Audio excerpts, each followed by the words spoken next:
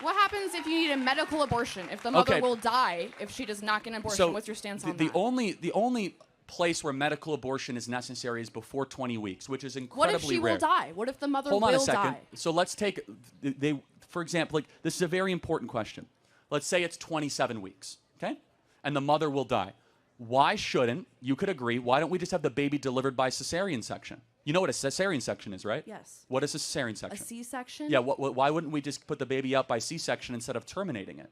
Because if the mother will die, it's not safe to do that. You remove the baby. I understand. Threat removed. I know what a C-section is. But it's actually safer than an abortion. So every time they say, this is for you guys, they say, oh, you need to have abortion for medical reasons, respond, then have a C-section.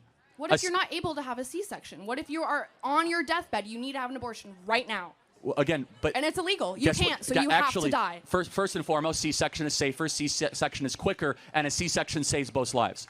A C-section The baby is already dead, you just said. No, but even... No. Hold on a second. You're saying if the baby's already dead, then it doesn't have an abortion, right? Then you're talking about a removal of a carcass, which is a completely different medical operation. So you're saying that's okay if you're having... If you're If you're removing a carcass of a baby, that is not an abortion. By definition, it's the same process. No, it's completely different. During an abortion, they actually inject the spinal fluid with cyanide poisoning as the baby squirms and tries to find its mother, and it is gasping for air of life. Have you ever watched an abortion? It is one of the...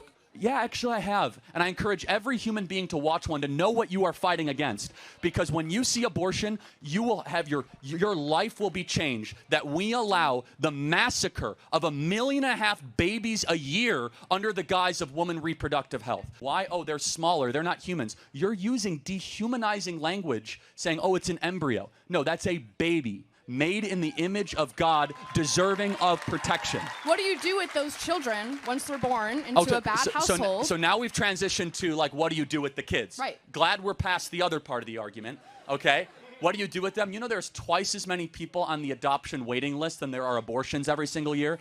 And they're still on the list. So you want to send a child into an orphanage? Well, is that what you want for a child? Is that a good life for a child? No, I'm not advocating that. In fact, I'm advocating to make it easier to be able to adopt, number one. Number two, there's no such thing as an unwanted child. Number three, it is never right to justify the mass elimination or termination of people under the guise of saying they're unwanted. That's how we get Auschwitz. That's how we get the greatest horrors of the 20th century. Those people are unwanted. So you're comparing abortion to the Holocaust? Absolutely, I am. In fact, it's worse. It's worse. It's really not. I don't think it is. It's 45 million babies. It's nearly 8 times worse than the Holocaust. What's the moral difference between a small baby in the womb and a grown Jew who was killed at Auschwitz? What's the moral difference? One is older. Is a person. What species is the baby in the womb? It's a human, but therefore they should have human rights. They should have human rights. I do not agree. Oh, so small humans no human rights, grown humans human rights. It's not a small human, it's an embryo. You just said it was a human species. It's not a living human child. Wait, it's not a what? It's not a child. But it's not a living child. It has a heartbeat. It has brain waves. That does not make it a child. Tell me when it becomes a child then. I already told you, when it is born.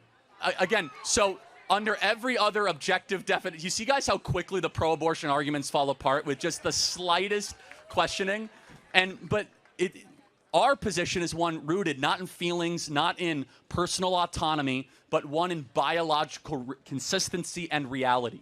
That your life had an agreed-upon starting point, that starting point should be protected and preserved. And the excuses given for abortion is dehumanization. Oh, it's just an embryo. Guys, that's just using different language to justify the massacre of something smaller than you. That's all that it is. So here are the big objections. Size. It's smaller than me, then I should be able to get rid of it. I'm 6'5". Should I be able to murder people smaller than me? Of course not. You don't believe that. Level of development. Oh, it's not as progressed as, this is your argument. It's not as progressed as we are, therefore we have rights over it. So my 10-month-old baby, why should I not be able to eliminate my 10-month-old baby? I have another question for you.